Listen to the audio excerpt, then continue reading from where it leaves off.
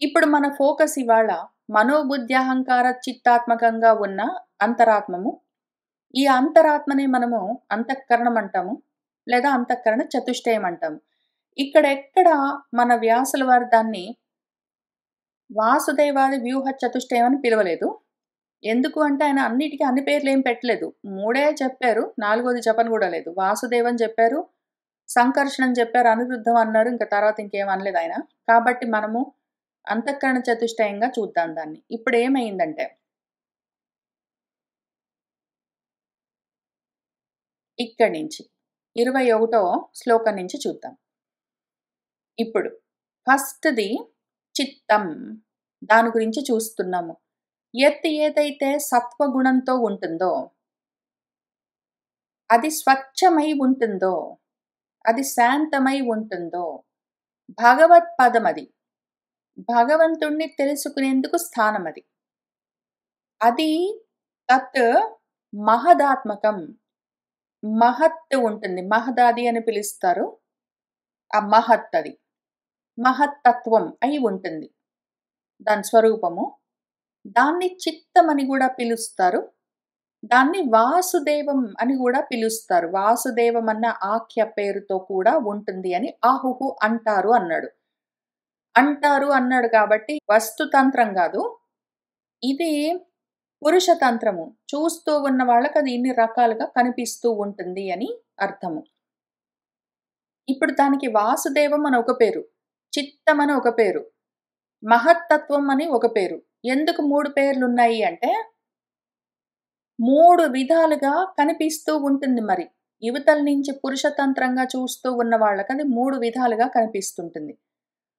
అందులో చిత్తంగా ఉన్నప్పుడది ఆధ్యాత్మికము. మహత్తత్వంగా అది ఆది భౌతికము. బయట పంచభూతాలతో వాటితో ఉంటుందది. మహత్తత్వంగా అది ఆది భౌతికము. చిత్తంగా అది ఆధ్యాత్మికము. వాసుదేవంగా అది ఆది దైవికము. ఆధ్యాత్మిక, ఆది భౌతిక, ఆది దైవికంగా 3 పేర్లతో ఉన్నది ఒకటుంటుంది. ఎందుకు అంటే ఇక్కడి నుంచి 3 చెప్తారు. ఇక్కడి నుంచి 21వ శ్లోకం దగ్గర నుంచి మొదలుపెట్టి ప్రపంచాన్ని సాకారంగా, సగుణంగా వర్ణిస్తూ ఉన్న సమయంలో 3 మూళ్ళుగా ఉంటుంది. అది త్రిపుటి అని పిలుస్తారు. ఈ త్రిపుటులనే మనము త్రిపురాలని పిలుస్తాము. ఎప్పుడైతే మొత్తం అంతా లయం అవ్వాలో, అన్నీ కలిసి ఏకమై, అద్వితీయమై, పరబ్రహ్మమై ఊరికినే నిర్గుణంగా, నిరాకారంగా ఉండడం జరగాలి అంటే ఈ త్రిపుటులన్నీ మళ్ళీ ఏకమవ్వవలసి ఉంటుంది. అహం వేరు, బ్రహ్మ వేరు. అహం అంటే నేను ఆధ్యాత్మికము, బ్రహ్మ అంటే ఆది దైవికము అని దాన్ని వేరు చేశామంటే, అహం బ్రహ్మాస్మి అంటే అదే నేనై ఉన్నాను అని కలుపుకోవడం కాకుండా, అహాన్ని బ్రహ్మను వేరు చేశామంటే అస్మి అని మొత్తం అస్మిత, రాగద్వేష, అభినివేశ అని మొత్తం బ్రహ్మాండం అంతా బయలుదేరుతుంది. దాన్ని త్రిపుటి అని పిలుస్తారు. ఆధ్యాత్మికాన్ని, ఆది దైవికాన్ని రెండిటిని వేరు చేశావంటే ఆది భౌతికం బయలుదేరుతుంది అని ఇంతకు ముందు స్కందంలో ఆయన 10వ అధ్యాయంలో చాలా క్లియర్‌గా ఎక్స్‌ప్లెయిన్ చేశారు. కాబట్టి ఆది భౌతికాన్ని ఎందుకు మనం చూడవలసి వస్తూ ఉన్నది? ఇదంతా బ్రహ్మాండం ఎందుకు కనిపిస్తూ ఉన్నది అంటే, ఆధ్యాత్మికము, ఆది దైవికం 2 వేరు చేశాం మనం. 2 ఒకటే అన్న విషయం మనకు అర్థం కావట్లేదు కాబట్టి. అందుకని 3 మూళ్ళుగా చూపిస్తారు. ఇంకిక్కడి నుంచి ఆధ్యాత్మిక, ఆది దైవిక, ఆది భౌతికమని 3 మూళ్ళుంటాయి. ఈ 3 మూళ్ళని ఆ త్రిపురాలని మనము తీసేసాము. మూడిటిని కలిపేసామంటే మాత్రం అన్నీ లయమైపోతే ఏకమేవ అద్వితీయమై ఉంటుంది. సరే ఇప్పుడు అద్వితీయంకి తర్వాత వద్దాం గానీ, ముందైతే విడిపోతూ ఉన్నాయి, వికారాలు చెందుతూ ఉన్నాయి గాబట్టి, దాన్నే ఈ 3 పేర్లతో పిలుస్తారు. అదే మహత్తత్వాన్ని బ్రహ్మాండంగా చూస్తూ, అదే చిత్తాన్ని మనము మాట్లాడుకుంటూ దాని గురించే మనలో ఉన్నది అంతఃకరణం అనుకుంటూ, వాసుదైవం అని ఇంకొక తత్వం ఉన్నది అని దాన్ని ఉపాసన చేస్తూ ఉంటారు. ఉపాసనా పరులు. ఉపాసనా మార్గంలో ఉన్నవాళ్ళు దాన్ని వాసుదేవంగా ఉపాసిస్తూ ఉంటారు. అదే చిత్తం. అక్కడే భగవంతుడు తెలుస్తూ ఉంటాడని యోగులు ధ్యానంలో తెలుసుకుంటూ ఉంటారు. దాన్ని మహత్తత్వం అని పిలుస్తారు. ఇప్పుడు ఇది స్వచ్ఛం, శాంతం, సత్వం అన్నది దాని లక్షణాలని చెప్పారు కాబట్టి దాని గురించి తర్వాత శ్లోకంలో చెప్తున్నారు. స్వచ్ఛత్వం, అవికారిత్వం, శాంతత్వం ఇది చేతసః వృత్తిభిః లక్షణం ప్రోక్తం యథా అపాం ప్రకృతిః పరా. ఇప్పుడు సత్వం, స్వచ్ఛం, శాంతం. ఈ 3 దానికున్న లక్షణాలు. స్వచ్ఛత్వం అది స్వచ్ఛంగా ఉంటుంది. ఎందుకంటే రెండోది ఉండదు. దాంట్లో వికారాలు ఇంకా లేవు. వికారాలు లేవు కాబట్టి కదలికలుండవు. అది శాంతంగా ఉంటుంది. ఆ విధంగా ఉన్న చేతస్సేదున్నదో అది ఈ వృత్తులతో స్వచ్ఛంగా ఉండడము, మార్పు లేకుండా, కదలికలు లేకుండా ఉండడము, శాంతించి ఉండడం అన్నదేదున్నదో, ఆ స్థితిలో ఉన్నప్పుడు ఆ అంతఃకరణము, అంతరాత్మ అది చిత్తమై ఉంటుంది. ఈ చిత్తమై అది ఉన్నప్పుడు మాత్రమే అందులోని ఆత్మతత్వం తెలుస్తూ ఉంటుంది. అది ఒకవేళ కదులుతూ ఉన్నది, మార్పులవుతూ ఉన్నది, అది స్వచ్ఛంగా లేదు, భేదాలన్నీ చూస్తూ ఉన్నది అంటే ఇంకప్పుడు అది చిత్తం కాదు. నెక్స్ట్ అది అహంకారమో, మనసో, బుద్ధిగానో మారుతుంది. మనోబుద్ధి అహంకారాలుగా అది ఉన్నది అంటే ఆత్మతత్వాన్ని తెలుసుకోదు. ఆ ఆత్మతత్వం భగవత్పదం తెలియాలంటే చిత్తంగా మాత్రమే ఉన్నప్పుడే తెలుస్తుందది. ఇప్పుడు ఈ స్వచ్ఛత్వం, అవికారిత్వం, శాంతత్వం అనేవున్నాయో, ఆ చేతస్ యొక్క వృత్తులు, చైతన్యమని పిలుస్తాము. చిత్తము దాని యొక్క వృత్తులు, లక్షణాలేమున్నాయో, ఆ లక్షణాన్ని ఎట్లా ఉంటుందని ప్రోక్తం చెప్తారంటే ప్రకృతి పరా అపాం. అపాం నీళ్ళెట్లా ఉంటాయి? నీరు ఎప్పుడైతే స్వచ్ఛంగా ఉన్నదో, అదెప్పుడైతే కదలకుండా, వికారాలు లేకుండా ఉన్నదో, శాంతమై నిశ్చలంగా ఉన్నదో, అటువంటి స్థితిలో నీళ్లు అద్దంలాగా ఎట్లా ఉంటాయో, అటువంటి నీళ్లు దేన్నైనా ప్రతిఫలించి చూపిస్తూ ఉంటాయి. ఆ రకంగా ఉండడము చిత్తం యొక్క లక్షణము. కాబట్టి మనసుని చిత్తంగా తయారు చేసుకోమని చెప్తూ ఉంటారు. చిత్తశుద్ధి లేకపోతే శివ పూజ చేయలేరు అన్నదానికి అర్థం ఇదే. అది శుద్ధమై ఉంటేనే, స్వచ్ఛం, అవికారం, శాంతమైతేనే ఆ చిత్తము శుద్ధమవుతుంది. ఆ రకంగా శుద్ధమైనప్పుడే అది శివ పూజ అంటే భగవత్ పదాన్ని చేరుతుంది. పూజనం అంటే, భజనం అంటే విభజనం లేకుండా తగులుకొని ఉండడం. అదే అయి ఉండడం. భగవత్ పదాన్ని తగులుకొని ఎప్పుడుంటుంది అంతఃకరణము, అంతరాత్మ అంటే అది చిత్తమై ఉన్నప్పుడు మాత్రమే. చిత్తమై ఉన్నప్పుడు అది శుద్ధమై ఉంటుంది. కాబట్టి చిత్తశుద్ధి ఉంటేనే శివ పూజ, శివుణ్ణి చేరే మార్గము. ఇప్పుడు ఈ నీటి యొక్క ప్రకృతి, దాని శ్రేష్టమైన స్వభావము, దాని పరమమైన స్వభావం, నీటి యొక్క స్వభావము జనరల్‌గా ఎట్లా ఉంటుంది? నీటి యొక్క స్వభావం జనరల్‌గా నీరు శాంతంగా, మార్పు లేకుండా స్వచ్ఛంగా ఉంటుంది. అయితే ఎప్పుడైతే అందులో ఏదైనా మట్టో, బురదో కలిసిందంటే అది స్వచ్ఛత కోల్పోతుంది. ఎప్పుడైతే అలలతో ఉన్నది అంటే అది మారుతూ ఉంటుంది. అశాంతిగా ఉంటుంది. అలలతోటి ఉన్నది, అది కదులుతూ ఉన్నది అంటే ఈ చిత్తము రజోగుణంతోటి ఉండవలసి ఉంటుంది. ఎప్పుడైతే బురదతోటి, పంకంతోటి ఉన్నది అంటే తమో గుణంతోటి ఉండాలి. తమో గుణం లేదది స్వచ్ఛంగా ఉన్నది. రజోగుణం లేదది శాంతమై ఉన్నది అంటే శుద్ధమై ఉంటుంది. అది చిత్తమప్పుడు అది భగవత్ పదము. ఆ స్థితిలోనే ఆత్మతత్వం, పరమాత్మతత్వం, పరాత్మతత్వం తెలుస్తుంది. నీటి యొక్క పరమ స్వరూపమేమి? దాని స్వస్వరూపం, నీటి యొక్క స్వస్వరూపమేమి? స్వచ్ఛత్వం, అవికారిత్వం, శాంతత్వం. అటువంటి స్థితిలో ఉండాలి. అటువంటి స్థితిలో స్వచ్ఛమైన నీరులాగా మనసు ఒకవేళ కదలకుండా ఉన్నదంటే, అలలు లేకుండా నిశ్చలంగా ఉన్న స్వచ్ఛమైన జలంలాగా ఒకవేళ అంతఃకరణం ఉన్నది అంటే, అందులో ఆత్మతత్వం ప్రతిఫలిస్తుంది, పరాత్మ తెలుస్తుంది.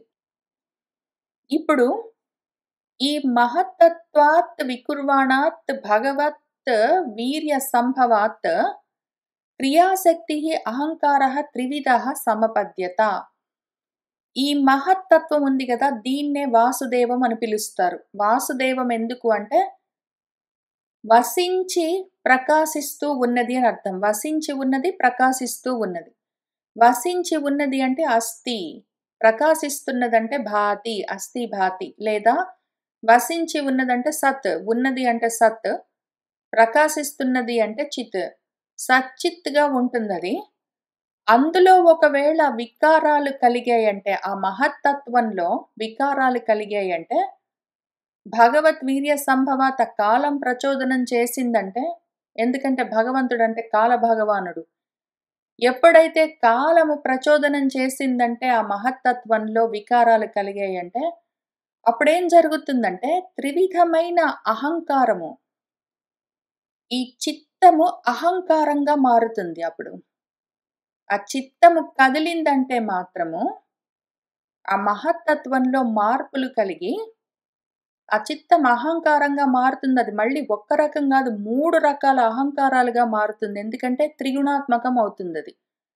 త్రిగుణాలతో కలిసి అది 3 రకాల అహంకారాలుగా మారుతుంది. క్రియాశక్తితో పాటు కలిసి ఉంటుంది. ఆ విధంగా సమపద్యత అవుతుందది. ఇప్పుడు మనం రెండో విషయానికొస్తున్నాము. చిత్తం అయిపోయింది, అహంకారానికొస్తున్నాము. వాసుదేవం అయిపోయింది, సంకర్షణానికొస్తున్నాము. ఈ త్రివిధమైన అహంకారం మళ్ళీ త్రిగుణాలతో కలిసి వైకారిక అహంకారము అంటే సాత్విక అహంకారము, తైజసిక అహంకారం అంటే రాజసిక అహంకారము, తామసిక అహంకారం అని 3 దాని వల్లే కలుగుతాయి.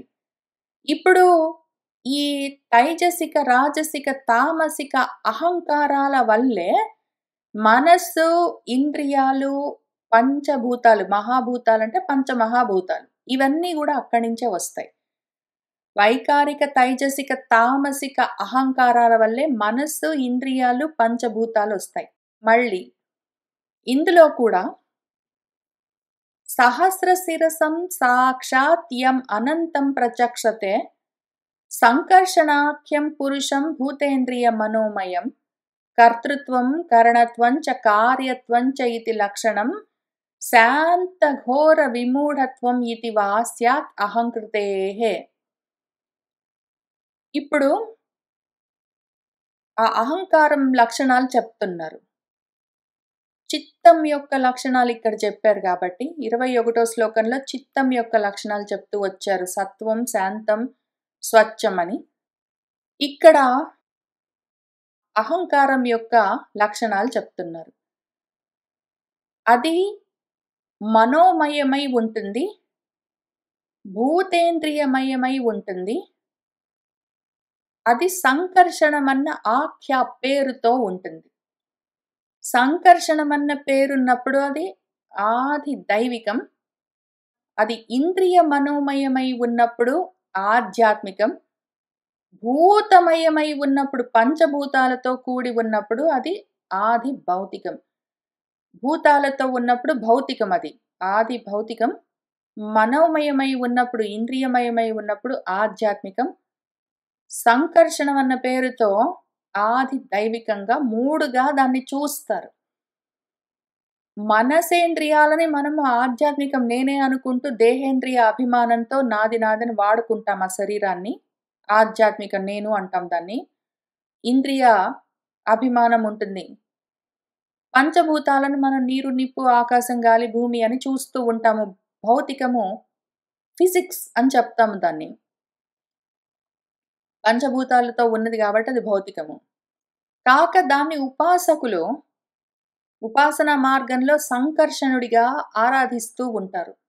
ఈ సంకర్షణుడిని వాళ్ళెట్లా చూస్తారంటే సహస్ర శీర్షమైన పురుషుడిగా చూస్తూ ఉంటారు.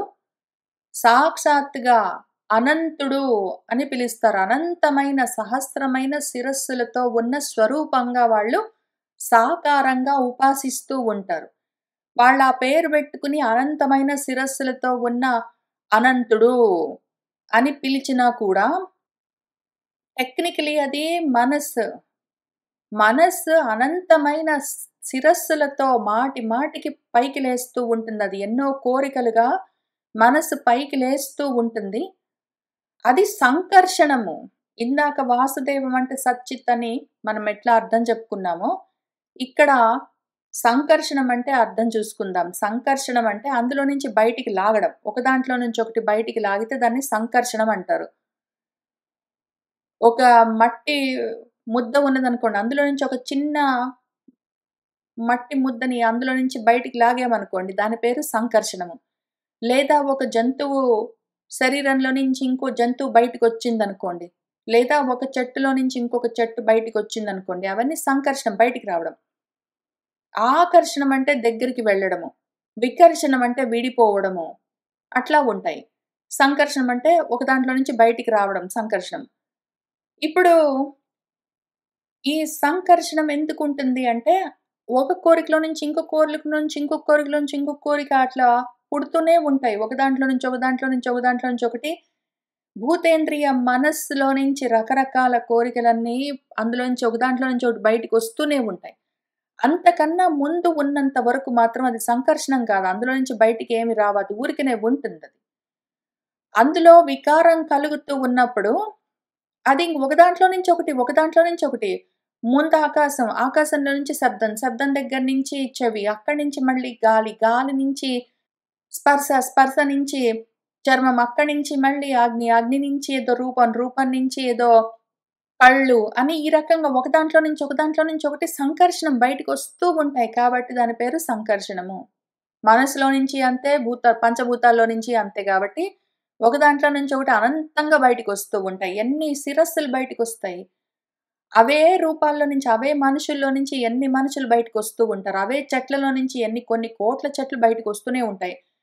అవే రూపాలుగా మళ్ళీ నెక్స్ట్ రూపం తీసుకుంటూనే ఉంటాయి. మళ్ళీ అవే రూపాలుగా మళ్ళీ నెక్స్ట్ రూపం తీసుకుంటూనే ఉంటాయి. ఆ రకంగా సంకర్షణ లోపల నుంచి బయటికి తీస్తూ ఉండడం అన్న తత్వం ఒకటి ఉన్నది. ఆ రకంగా ఆ తత్వం అట్లా తీయకపోతే మనుషులకి మనుషులు పుట్టడము, చెట్లకు చెట్లు రావడము ఈ రకంగా జరగదు. జంతువుల్లో నుంచి జంతువులు రావడము, ఒక దాంట్లో నుంచి ఒకటి రావడం అన్నది ఇంక కుదరదు. ఆ సంకర్షణం అన్న తత్వం లేకపోతే. సరే కాబట్టి సంకర్షణం అన్న పేరుతో ఉపాసకులు ఉపాసిస్తూ ఉంటారు. అది ఆది దైవికంగా చెప్పుకుంటారు. పంచభూతాలతో ఉన్నది పాంచభౌతికం అది. భౌతికం ఆది భౌతికము. తర్వాత ఇంద్రియ మనోమయమై ఉంటే అది ఆధ్యాత్మికమై ఉంటుంది. ఇప్పుడు ఇంతవరకు మనకు సంకర్షణ వచ్చింది. ఇంకా సంకర్షణానికే అంటే మన అహంకారానికే ఇంకా కొన్ని లక్షణాలు చెప్తున్నారు ఈ తర్వాత శ్లోకంలో. కర్తృత్వం, కరణత్వం, కార్యత్వం. కార్యత్వం ఉన్నది అంటే కార్యము, దేహం ఉన్నది అంటే కరణత్వము ఈ అంతఃకరణాలతోటి రకరకాల ఇంద్రియాలన్న ఉపకరణాలతోటి కార్యకరణ సంఘాతం అంతా బయలుదేరుతుంది. అంటే దేహేంద్రియాలన్నీ ఉంటాయి. ఈ దేహేంద్రియాల వల్ల కర్తృత్వము కర్మలు చేస్తారు. శరీరం ఉన్నది ఇంద్రియాలు పనిచేస్తున్నాయంటే ఏం చేస్తారు? కర్మలు చేసుకుంటూ కూర్చుంటారు. కాబట్టి కార్యత్వ కరణత్వం వల్ల కర్తృత్వం ఉంటుంది. ఈ కర్తృత్వ కరణత్వ కార్యత్వాలన్నీ అహంకారం యొక్క లక్షణాలు. పైగా అహంకారం మళ్ళీ పాపము 3 గుణాలతో కూడి ఉంటుందని చెప్పుకున్నారు గాబట్టి, అహంకారము 3 విధాలుగా ఉంటుంది. 3 గుణాలతో కలిసి అని చెప్పారు గాబట్టి, ఇప్పుడు దానికి శాంతత్వ, ఘోరత్వ, మూఢత్వ అని 3 లక్షణాలు కూడా ఉంటాయి. కర్తృత్వ, కరణత్వ, కార్యత్వమే కాకుండా దానికి శాంతంగా ఉంటుంది. అదొకవేళ సత్వగుణంతో అహంకారం కూడి ఉంటే శాంతిగుంటుందది. ఆ అహంకారానికి ఒకవేళ రజోగుణం కలిసింది అంటే అది ఘోరంగా ఉంటుంది. ఏవో కర్మలు చేసుకుంటూ కదులుతుంటుంది. అదే అహంకారానికి తమోగుణం కలిసింది అంటే, తమోగుణం పైకొచ్చుంటే అహంకారం ఉన్న సమయంలో తమోగుణం పైకొచ్చున్నది అంటే వాడికి మూర్ఖత్వం ఎక్కువుంటుంది. అజ్ఞానం, అవిద్య ఎక్కువుంటాయి. మొండితనం అవన్నీ. ఒకవేళ వాడి అహంకారంలో రజోగుణం బాగా పైకొచ్చున్నది అంటే వాడేవో ఓహో కర్మలు చేసుకుంటూ విజన్ అండి, యాంబిషన్ అండి అనుకుంటూ తిరుగుతుంటాడు. నా బకెట్ లిస్ట్ అండి, నా టు డూ లిస్ట్, నా గోల్, నా ఎయిమ్ అనుకుంటూ తిరుగుతాడు. ఘోరంగా వాడిని, వాడి చుట్టుపక్కల వాళ్ళందరిని హింసించుకుంటూ, కర్మలు చేస్తూ. వాడి అహంకారంలో ఎప్పుడైతే సత్వం బాగా పైకొచ్చున్నది అంటే వాడు శాంతంగా చప్పుడు చేయకుండా కూర్చుంటాడు. ఇవి అహంకారం యొక్క లక్షణాలు. దీన్నే ఈ అహంకారాన్నే ఆది భౌతికంగా పంచభూతాత్మకమైన ప్రపంచంగా చూస్తూ ఇంకా సంఘాతం అదంతా. లేదా ఇటు సైడు ఆధ్యాత్మికంగా మనస్సు, ఇంద్రియాలు, దేహం మొదలైన రాశిగా ఉంటుంది. అదే మన అహంకారం యొక్క లక్షణము. ఆ తర్వాత ఇదే అహంకారము మనస్సుగా మారుతుంది. మనస్తత్వంగా. అదెప్పుడు మనస్తత్వంగా మారుతుంది అంటే, ఈ అహంకారం 3 రకాలుగా ఉంటుంది గదా! అందులో వైకారిక అహంకారము అంటే సాత్విక అహంకారంలో ఒకవేళ మార్పులు జరిగితే ఏం జరుగుతుంది? లేదా రాజసిక అహంకారంలో మార్పులు జరిగితే ఏం జరుగుతుంది? లేదా తామసిక అహంకారంలో మార్పులు జరిగితే ఏం జరుగుతుంది అని 3 ఉంటాయి ఇందులో. ఆ అహంకారం మళ్ళీ 3 రకాలుగా దాని గుణాన్ని బట్టి మారుతూ ఉంటుంది. ముందిప్పుడు సాత్విక అహంకారంలోని మార్పులను చూద్దాము. వైకారికాత్ వికుర్వాణాత్ మనస్తత్వం అజాయత. ఒకవేళ అహంకారము ఏ అహంకారం మళ్ళీ అందులో వైకారిక అహంకారం అంటే సాత్విక అహంకారంలో మార్పులు కలిగితే అప్పుడు మనస్తత్వము మనస్సన్న తత్వం ఒకటి తయారవుతుంది. అహంకార తత్వం అయిపోయింది గదా! ఇప్పుడు మనస్సన్న తత్వం ఒకటి తయారవుతుంది. ఇప్పుడు ఈ మనస్సు ఉన్న లక్షణాలేమి అంటే సంకల్పము, వికల్పము. అదేంటో సంకల్పిస్తుంటుంది, వికల్పిస్తుంటుంది.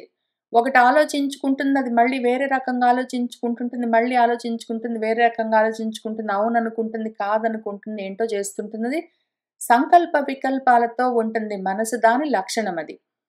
ఒకవేళ అదే అంతఃకరణము, అదే అంతరాత్మ ఇదా, అదా, ఇదా, అదా, ఇదా, అదా అని ఎప్పుడూ ఆలోచిస్తూ ఉన్నది అంటే, ఆలోచన అంటే జ్ఞానంతోటి గాదు. ఇది చేద్దామా? అది చేద్దామా? ఇక్కడికి చేద్దామా?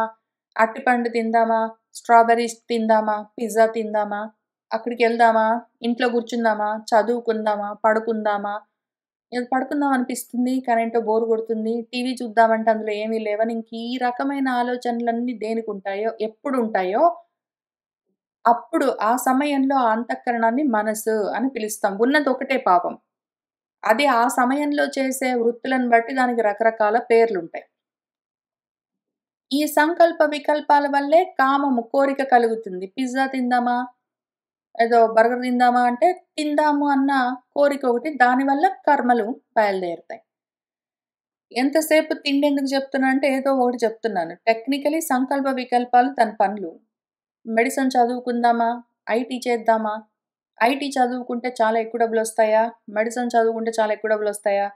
అంటే మెడిసిన్‌లో చాలా ఎక్కువ రోజులు చదువుకోవాలా? ఐటీ అయితే తొందరగా సర్టిఫికేషన్స్ ఒస్తాయా? అని చూసుకొని అది ఏంటో కోరికలతోటి ఉంటూ ఉంటుంది. ఇప్పుడు ఈ మనస్తత్వం వచ్చింది గదా! మనస్సన్న మూడో విషయము. అదే అంతరాత్మ. అది ఇంకొక రకంగా మారితే అది మనసుగా మారుతుందని చూసుకున్నాం గదా! అప్పుడేం జరుగుతుందంటే యత్ విదుహు మళ్ళీ వీళ్ళు చెప్తూ ఉంటారు అన్నాడు. భగవంతుడు చెప్పట్లేదు. ఆయన వైపు నుంచి అంతా ఒకటే ఏకమేవ అద్వితీయం. అయితే ఇటు సైడ్ నుంచి చూస్తున్న వాళ్ళకి రకరకాలుగా కనిపిస్తుంటుంది. కాబట్టి వాళ్ళకేం కనిపిస్తుందంటే అని చెప్తున్నారు. ఆయనేమంటున్నారంటే, అనిరుద్ధ అన్న పేరుతో పిలుస్తారు దాన్ని. అది ఋషికాణం అధీశ్వరం. ఋషికములు అంటే ఇంద్రియాలు. ఇంద్రియాలకు అధిపతి అయి ఉంటుంది. ఆ మనస్సు చెప్పినట్టే ఇంద్రియాలు పనిచేస్తాయి. మనసు లేకపోతే ఏ పనులు చెయ్యవు ఇంద్రియాలు. మనసు కదులు అంటేనే చెయ్యి కదులుతుంది. మనస్సుకి ఇష్టం ఉంటేనే కన్ను చూస్తుంది. ఒక్కొక్కసారి మనసు తగులుకొని లేకపోతే కంటి ముందు దృశ్యం ఉన్నా గూడా కన్ను చూస్తూ ఉంటుంది. కానీ మనస్సుకు తగులుకొని లేకపోతే మనసు దాన్ని పట్టించుకోదు. కాబట్టి ఇంద్రియాలను మొత్తాన్ని నడిపించేది మనసే. ఆ వృశ్చికాలకు అధిపతి అయి ఉన్న ఆ మనస్సుని అనిరుద్ధము అన్న పేరుతో పిలుస్తూ ఉంటారు అని చెప్తున్నాడు. ఎందుకు అంటే నిరుద్ధం అంటే నిరోధించడం కష్టము. మనసుని ఆపడం కష్టము అని దానర్థం. ఇంతకుముందు మనం సంకర్షణానికి, వాసుదేవానికి అర్థం చెప్పుకున్నట్టు, సంకర్షణం అంటే ఓ దాంట్లో నుంచి, ఓ దాంట్లో నుంచి, ఓ దాంట్లో నుంచి ఒకటి బయటకొస్తూ ఉంటాయని. అట్లా అనిరుద్ధం అంటే ఆపడం కష్టం. దీన్ని అడ్డుకోలేము. మనసుని ఎవరు ఆపగలరు? మనసు మహా చంచలంగా ఉంటుంది. అది కదులుతూనే ఉంటుంది. అది సంకల్ప వికల్పాలు చేస్తుంటుంది. కోరికలతో ఉంటుంది. ఏవో పాపము దేహేంద్రియాలతో పనులు చేయిస్తూ ఉంటుంది. అది పొద్దస్తమానము తీరిక లేకుండా ఉంటుంది. పడుకుంటే పాపం కలల్లో గూడా మళ్ళీ మనసే ఏవో కర్మలు చేస్తూనే ఉంటుందది. దాన్ని ఆపడం కష్టము, నిరోధించడం కష్టము అని ఆ పేరుకర్థం. అనిరుద్ధము అంటే నిరోధించడం, దాన్నాపడం. అమ్మో! మనస్సును పట్టుకోవడం చాలా కష్టము అని ఆ పేరుకర్థం. ఇప్పుడు దాన్ని అనురుద్ధం అన్న పేరుతో ఉపాసన చేసుకుంటూ ఉంటారు. ఒకవేళ దాన్ని భగవత్ తత్వంగా చూస్తూ ఉన్నవాళ్ళు ఆది దైవికంగా కాక ఆధ్యాత్మికంగా అది మనస్సు. ఇక్కడ ఆది భౌతికం ఇంకేమీ చెప్పలేదు. ఇంతే చెప్పారు. ఆది దైవికము, ఆధ్యాత్మికము రెండే చెప్పారు. ఆది భౌతికం ఎందుకో మరి మనసు గురించి చెప్పలేదు. ఆ తర్వాత అదెట్లా ఉంటుంది అంటే, వీళ్ళు యోగులు ఆ మనసుని ఎట్లా ధ్యానిస్తారు, ఉపాసిస్తారంటే, శారద ఇందీవర శ్యామం శరత్కాలంలోని కలువ పువ్వుల శ్యామ వర్ణంతో ఉంటుంది అని దాన్ని ఆరాధిస్తూ ఉంటారు యోగులు. నెమ్మదిగా మనసులో దాన్ని పెట్టుకుని ఆ రూపాన్ని శరత్కాలంలోని కలువ పువ్వు లాంటి శ్యామల వర్ణంలో ఉన్న ఒక స్వరూపాన్ని వాళ్ళు యోగులు హృదయాల్లో ధ్యానం చేస్తూ ఉంటారు ఆ ఉపాసకులు అని చెప్తూ ఉన్నారు. ఇప్పుడు మనకి అంతవరకొచ్చేసరికి వాసుదేవము చిత్తము, సంకర్షణము అహంకారము, అనిరుద్ధము మనస్సు వచ్చేసాయి. తర్వాత బుద్ధి ఉన్నది ఇంకా అక్కడికెళ్దాము. ఇప్పుడు వైకారికాహంకారము, సాత్వికాహంకారం వికారం చెందితే మార్పు చెందితే మనస్సుగా మారిందని చూసుకున్నాం గదా! తైజసాహంకారం ఒకవేళ వికారం చెందితే ఏం జరుగుతుంది అంటే బుద్ధి తత్వంగా మారుతుంది అభూత్. ఇంకొక తత్వము మనకి 25 తత్వాల్లో నెక్స్ట్ తత్వం బుద్ధి తత్వంగా మారుతుంది. అదే అహంకారము. రాజసిక అహంకారం మార్పులు చెందితే బుద్ధిగా మారుతుంది. అది ద్రవ్య స్ఫురణ విజ్ఞానం. ఏదైనా ఒక ద్రవ్యం ఉందంటే అది ఏంటి అని స్ఫురించేందుకు కావలసిన జ్ఞానము దాని వల్లే, బుద్ధి వల్లే కలుగుతుంది. కంటి ముందు ఒక వస్తువు ఉన్నది అంటే అది ఏంటి అని అర్థం కావాలంటే బుద్ధి ఉండాలి. ఇప్పుడు కంటి ముందు ఒక వస్తువు ఉన్నది అంటే మనసు చూస్తుంది. కానీ అది ఊరుకుంటుంది. దాని గురించిన జ్ఞానం కావాలి అంటే మాత్రము అదేంటి అని తెలియాలంటే మాత్రం బుద్ధి ఉండాలి. కంటి ముందు అసలు మనసు తగులుకోలేదు ఆ ఇంద్రియానికి, కన్నన్న ఇంద్రియానికి అంటే కంటి ముందు రూపం ఉన్నా గూడా దానికి తెలియదు. కానీ మనసు అది మనసుగా ఉన్నప్పుడు అక్కడ ఒక రూపం ఉన్నది, ఒక వస్తువు ఉన్నదని దానికి తెలుస్తుంది. కానీ అది ఏమి వస్తువు అని ఇన్ఫర్మేషన్ తెలియాలంటే మాత్రము అదే అంతఃకరణము బుద్ధిగా మారితేనే అదేంటి వస్తువు అన్నది కనిపెట్టగలదు. పైగా ఇంద్రియాణం అనుగ్రహః ఇంద్రియాలు ఏవి పట్టుకుంటాయో దానికి నువ్వు చూస్తున్న వస్తువు ఇది, దాని రూపం ఇది, దాని లక్షణం ఇది అని ఆ ఇన్ఫర్మేషన్ అంతా సప్లై చేసేది బుద్ధి అన్న స్థితిలో ఉన్నప్పుడు మాత్రమే. అదే అంతఃకరణము. బుద్ధిగా ఉన్నప్పుడే ఇన్ఫర్మేషన్ సప్లై చేస్తుందది ఇంద్రియాలకి. అప్పుడేం చేస్తుంది? ఆ కంటి ఎదురుగా ఉన్నది అన్నము, దాన్ని తీసి నోట్లో పెట్టుకో అని ఆ ఇన్ఫర్మేషన్ సప్లై చేసేది బుద్ధి. ఆ తర్వాత దానికి ఇంకా కొన్ని లక్షణాలున్నాయి. సంశయః అథ విపర్యాసః నిశ్చయః స్మృతిః ఏవ చ స్వాపః ఇతి ఉచ్యతే బుద్ధేః లక్షణం వృత్తితః పృథక్. ఆ బుద్ధి చేసే వృత్తులుంటాయి. బుద్ధి మళ్ళీ ఒక్కలాగా ఉండదు. బుద్ధి రకరకాలుగా ఉంటుంది. అది ఎన్నో పనులు చేస్తుంది. మనస్సు పాపం రెండే చేస్తుంది. అది సంకల్ప వికల్పాల వరకే. బుద్ధి చాలా పనులు చేస్తుంది. వేరు వేరుగా దాని వృత్తులను బట్టి, పనులను బట్టి బుద్ధి ఎట్లా ఉంటుందంటే సంశయాత్మకంగా ఉంటుంది. సంశయాత్మకం అంటే ఏదైనా కంటి ముందు ఒక వస్తువు ఉన్నది అంటే అది ఏంటి అని స్ఫురించాలి. ఆ జ్ఞానం కావాలంటే బుద్ధి ఉండాలి. కానీ ఒక్కొక్కసారి ఆ బుద్ధి ఏం చేస్తుందంటే సంశయం. ఆ చూస్తున్నదేంటో దానికి సరిగ్గా అర్థం గాదు. చూస్తున్నది ఇది చెట్టేనంటావా? అది రాయా ఏమైనా? అక్కడ పామున్నదంటావా? అది తాడా? అది నీటి చారికా? అని అట్లా సంశయాలతోటి ఉంటుందది. ఒకటే విషయము రకరకాలుగా కనిపిస్తుంటుంది ఒక్కోసారి దానికి. అట్లానే ఒక్కొక్కసారి ఒకటే విషయం వింటే దానికి రకరకాలుగా వినిపిస్తుంటుంది. లేదా విపర్యాసము. ఒకటి ఉంటే దానికి వేరుగా అపోజిట్‌గా కనిపిస్తుంది. సంశయం అయితే వాడు అక్కడేదో తాడు పడుంటే అది తాడా? పామా? నీళ్ళలాగా కనిపిస్తుందా? కదులుతుందా? కదిలట్లేదా? అని ఆ రకంగా వాడు చూస్తూ ఉంటాడు. కన్ను పాపం చూస్తుంటుంది. దానికి ఊరికే దానికి జడ పదార్థం కన్ను. ఊరికినే అది తెరుచుకుని ఉన్నది చూసే లక్షణం ఉన్నది అంటే అది ఎదురుగా ఏదైనా ఉంటే చూస్తుంది. అయితే బుద్ధి ఇది అదేనా? ఇది వేరేదా? అని అది రకరకాలుగా ఆలోచించినప్పుడు అది సంశయాత్మకంగా ఉంటుంది బుద్ధి. ఎప్పుడైతే ఒకటి ఉంటే దానికి కరెక్ట్‌గా అపోజిట్‌గా కనిపిస్తుందనుకోండి. అక్కడ తాడుంటే దానికి పాములాగా కనిపించిందనుకోండి. అది విపర్యాసము.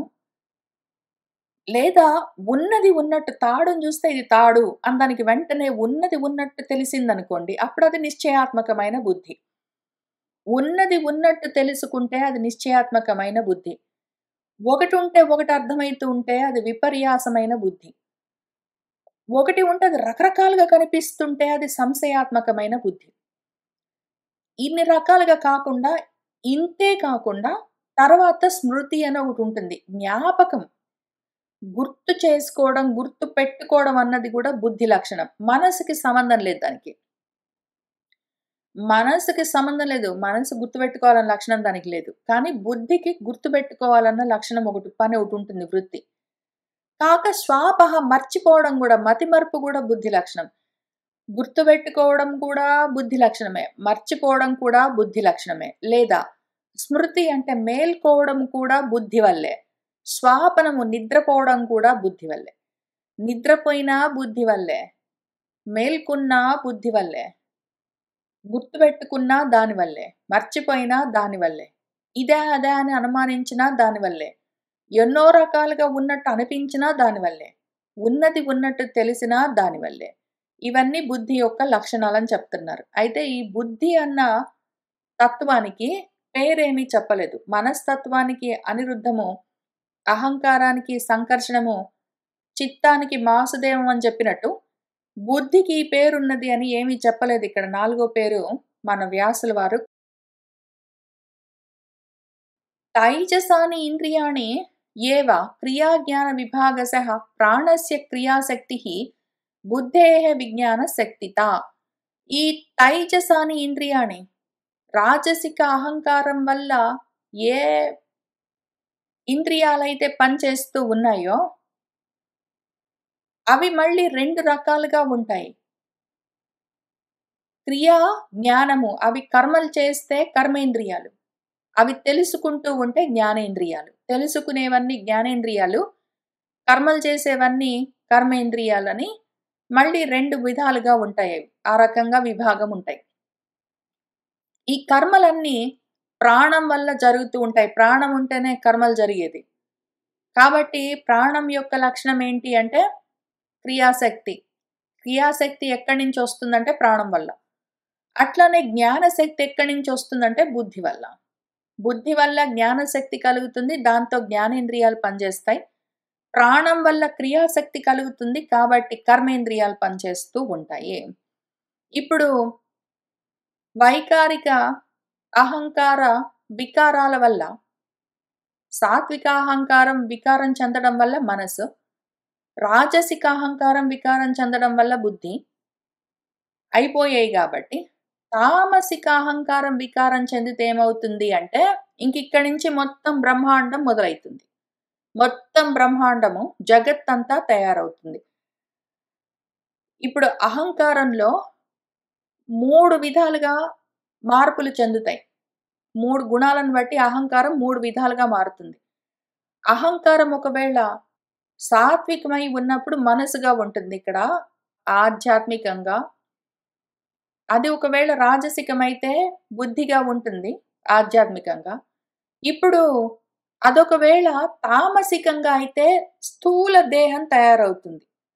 అందులోని పంచ తన్మాత్రలు బయలుదేరుతాయి. అందులో ఉన్న పంచ ప్రాణాలు ఏవేవి ఉన్నాయో స్థూల దేహము, పంచ ప్రాణాలు, పంచ కర్మేంద్రియ జ్ఞానేంద్రియాలు, పంచ తన్మాత్రలు అన్న మిగిలినవి మొత్తము ఆధ్యాత్మికమంతా తామసిక అహంకార వికారం వల్లే జరుగుతుంది. అట్లానే పంచభూతాలు బయట కనిపించే పంచభూతాలు, బయట ఉండే శబ్దాలు, రూపాలు, రసాలు, గంధాలు అట్లాంటివన్నీ ఏవేవి ఉన్నాయో పంచ తన్మాత్రలు అవన్నీ మొత్తము ఆది భౌతికమైనవన్నీ తామసిక అహంకారం వికారం చెందడం వల్లే.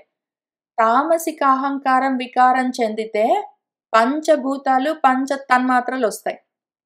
తామసిక అహంకారం వికారం చెందితే ఆధ్యాత్మికమైన దేహేంద్రియాదులు సంభవిస్తాయి. దీనికి మళ్ళీ ఆది దైవికమేమీ చెప్పలేదు. విశ్వంగా బ్రహ్మాండంగా ఉంటుంది అంతే అది. దానికి పేరు ఏమి చెప్పలేదు. ఆది దైవికమైన పేరు మన వ్యాసుల వారు. మొత్తం ప్రపంచమంతా ఇక్కడి నుంచే వస్తుంది. తామసాహంకారం వికారం చెందిందంటే.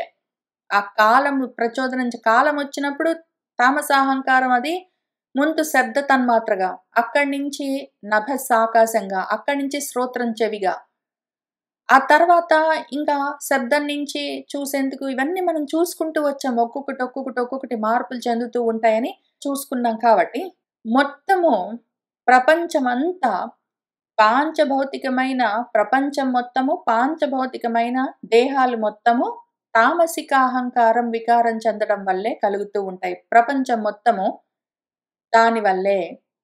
ఇది మొత్తం మనం ఇంతవరకు తెలుసుకున్న అంతఃకరణ చతుష్టయం, వ్యూహ చతుష్టయం అని ఏది పిలిచినా వ్యూహం అంటే సమూహం అని అర్థం. ఒక సమూహము దాన్ని వ్యూహం అంటాము. ఒక పద్ధతి ప్రకారం ఆర్డర్ ప్రకారం ఒక ఆర్డర్‌లీ ఫ్యాషన్‌లో ఏదుంటుందో ఒక పద్ధతి ప్రకారం ఉన్న సమూహాన్ని వ్యూహం అని పిలుస్తారు. యుద్ధాల్లో గూడా వ్యూహం పన్నేడంటాం. ఎందుకంటే ఒక వ్యూహం ప్రకారం పద్ధతి ప్రకారం ఒక సమూహం ఉన్నదంటే ఒక గ్రూప్ దాన్ని వ్యూహం అంటాము. వ్యూఢం అంటాము లేకపోతే.